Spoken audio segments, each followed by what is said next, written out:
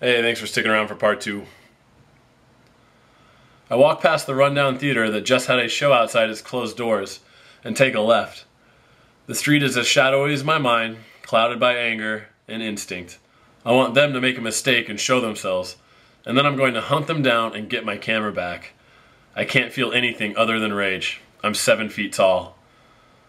A voice asks me from the rumbling darkness, "Hey, where are you going like that?" I turn to see who's speaking to me, and it's the foreman of the construction crew. I'm in such a state I didn't even notice the crew nor the noise. The guy with the jackhammer lets it drop and takes off his helmet. "Slow down, take care. What happened?" he asks. I'm so jacked I can barely put words together. What words I know, I stutter. Two men. My camera. The workers behind the foreman turn to each other and converse, but the foreman never takes his eyes off me. "You have been robbed," he asks. "Yes, I think. That way." And I start walking again, but the foreman chases after me, grabbing my right arm. No. The police. Stop. Stay here," he says. I tell myself to think reasonably. He is making sense. Stop. Okay. The foreman produces a cell phone, and in no time is speaking to someone. I continue to stare down the street, waiting to see a beige and black jacket bounce from around a corner, giving me a reason to take off in a sprint. I feel primal. I want to hunt them and pry my camera. No. I want them to hand me my camera in a merciful gesture, begging me to spare them further punishment. 5 minutes, the foreman says. 5 minutes? A shrug of the shoulders. 5 minutes. Just wait. Calm down, he replies. His men can sense my tenseness, leaving their eyes on me as they get back to work. In 5 minutes, black and beige will be gone forever. Hell, they're gone right now, ducked in some hole in an alley. Waiting for the police, I can only fold my arms and pace more. The adrenaline eases and my mind becomes clearer. I have to plan for the next step. I can't let the rage sweep me up again, but still, I can't believe how good it felt to hit that guy. With every ticking minute, I lose bits of confidence about the retrieval of the most important thing, emotionally, that I carry. Did they go for my passport in my chest pocket? No. My wallet? No. Just my camera, which brings me such joy and nothing else. Amateurs. The cops drive a white Ford Explorer and save the drama of the lights. The foreman takes the lead, explaining to them that I've been robbed. The 2 cops turn to me and ask if I want to look for beige and black. I answer affirmatively and climb into the back of the Explorer. The questioning alternates from driver to co-pilot. "When did this happen?" 10 minutes ago, I say. "How many men?" the other asks. 2, both black hair, 1 brown, and I tug at my fleece, not knowing the word. And the other black. Medium, and I raise my hand, fingers extended to represent height. "You speak Spanish?" "Aren't I speaking Spanish?" I frustratingly think to myself. Yes, I answer, "only for a month." "You want to look for them?" "Yes," I say with restrained anger. The hopeless manhunt begins, and it's obvious these officers want some kind of action. Every man on the street we see prompts the question, "What about him?" He's not wearing a brown or black, and I blank on the word for the jacket again. Who knew the c12 police force likes to profile? I proclaim innocence for 5 more men before they ask me if I want to fill out a police report. Thankfully, common sense comes through and I say yes. They take me to a police station next to the hotel where I got off the bus 2 hours prior. It's blocky and industrial, a disappointing contrast to the beautiful buildings in the Central Plaza. They lead me up a flight of stairs to an office area with 3 desks and 1 man. Brown carpet matches the brown desks that match the brown walls that match his brown uniform. I sit, they leave, and it's just me and the night chief. He hands me a piece of paper. In a direct tone, he commands me to write. "I write?" I ask. Still looking down, he repeats, "You write." I take my fleece off, grab the police report, and rest my elbows on the arms of the chair. For the first time, I feel pain and quickly raise them off the armrests and examine the sources of the pain. Soaking through both my base layer and shirt is blood. Both elbows have stains the size of a tennis ball. The base layer has a tight cuff and is difficult to get above my swelling elbows, and it is with pain that the cuffs finally rest above the gashes. Blood continues to flow from the opening on my left elbow, while the right eventually mellows. With the station chief's stellar attitude, I don't take too much care with replacing my sleeves over the bleeding wounds, letting blood drip to the carpet like liquid medicine to an IV. I begin filling out the police report that is worded exclusively in Spanish. In the corner of the room is a functioning television.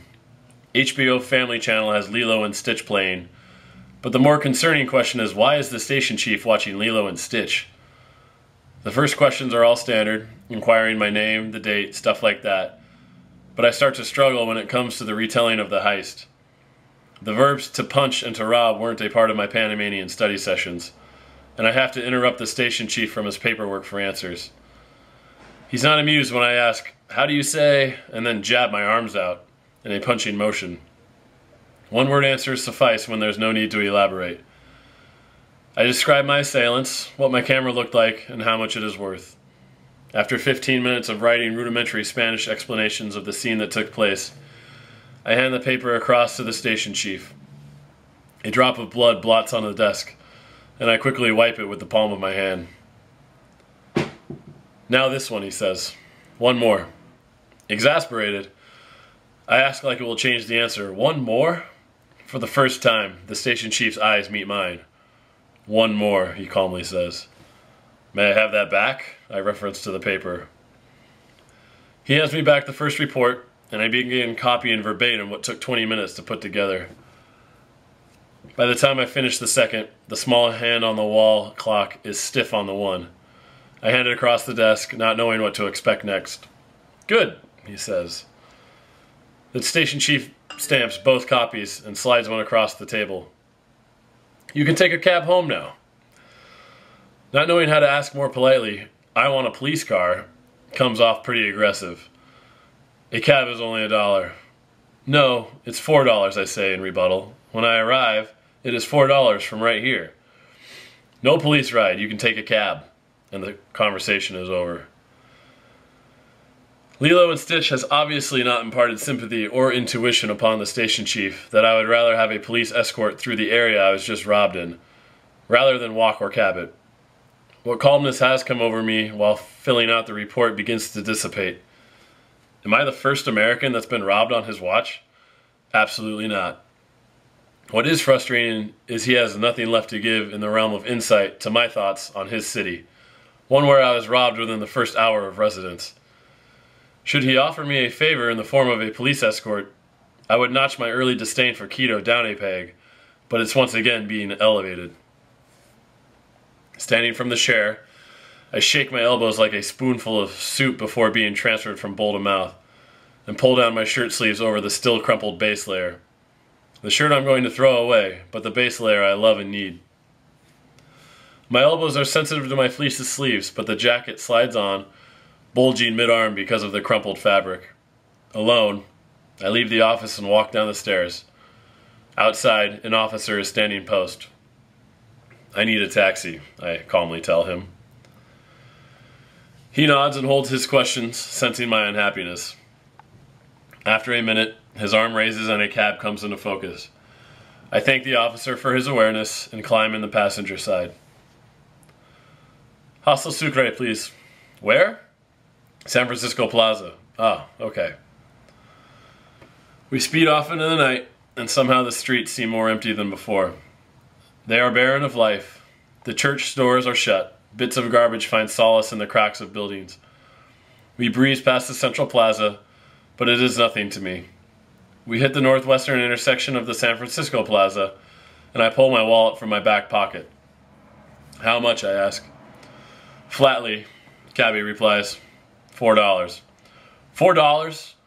The police said this is a $1 trip. Flatly, he says again, $4. I throw the money at the driver and call him funny. I meant to say joke. Probably the meanest thing I've said to someone intentionally since elementary school. This is a bad night. This is a bad night. This is a bad night. I buzz the Sucre, and a dull vibration answers, allowing me to push the door open. The party is still going in the living area, and I've never been further away from wanting to talk to strangers. I give a head nod to the guitar circle and head up the stairs for a needed shower and night of sleep. All I want is to soak in my shower and sleep forever. Oddly, my lock has disappeared from the door, but the door still won't open. I push, pull, and knock, but nothing is happening. Still on edge, I descend the stairs, and upon seeing the look on my face, the other night manager rises from the strumming group. He's dressed in a red Adidas warm-up suit. I can't enter my room, I tell him. He looks up and to the right for a second, and brings his eyes back to mine. A look of worry has overcome him, and he hurries up the stairs. A bit confused, I follow at a slower pace. When I reach the door, he's banging with a fist of knuckles, whispering through the colored glass. He continues for 5 more seconds until the door cracks, and a sleepy Juan, the other night manager, emerges from the room. With aggression in my voice, I inquire to why and how. He's drunk and needed to sleep, Red Adidas says, putting his hands together in a praying formation. I am so sorry. I'm feeling a mix of anger and frustration. Entering the room, I check to make sure everything is in place. No vomit in the bathroom, and the bed sheets haven't even been ruffled. My iPod is in the same spot on the desk. Everything seems in order. Red Adidas has his face between the door and the frame, waiting for my approval. I raise my right hand, and he closes the door.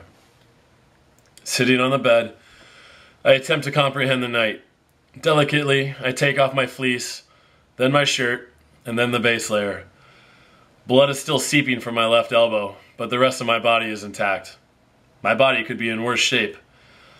I strip and enter the bathroom. Examining myself in the mirror, I don't see any other cuts, bruises, or physical changes other than the bleeding elbows. Raising the gaze to my face, my jaw is locked, and my eyes are a shade I have not seen before. The shower is hot at least, but messing with water deflecting off my bent neck and shoulders about the bathroom. Even the softest pressing of soap to either elbows creates pain, but is necessary. I wonder if I should cry. This seems like a time when it would be acceptable, but no tears come. I didn't rob myself, but it was my fault. It's my fault for being out, my fault for being cocky and taking photos. Black and Beige were doing what they wanted to do, and I gave them an opportunity to do it. I don't know what they're going to do with my camera, but I hope they at least look at the photos first to see what they've taken from me. Stepping out of the steamy bathroom, the room is uncomfortably cold. Water drips from the bathroom tiles into the room, escaping through an inch-tall gap in the door. What a poorly built situation. Trying to keep what heat in I can, I close the curtains, shutting out the lights of the San Francisco church. I enter into the bed, sliding myself under the sheet and 3 blankets, knowing sleep will not come easy.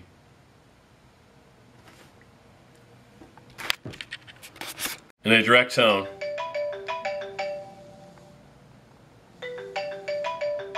I don't know who that is.